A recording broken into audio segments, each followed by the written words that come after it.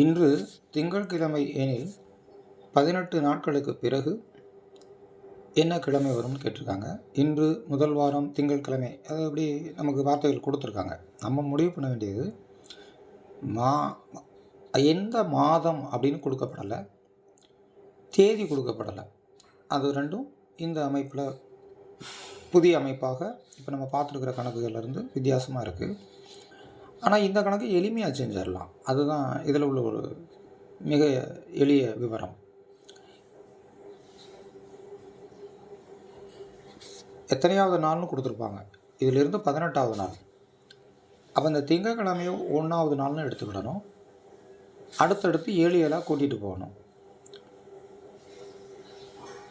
முதல் திங்கள் 1வது நாள்.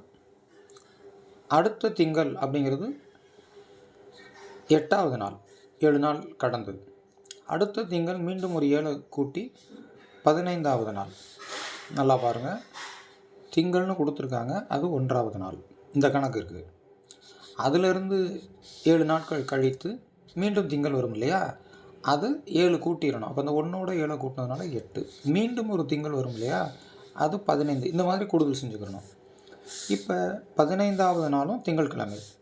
இங்கே எத்தனாவது நாள் கேட்டிருக்காங்க?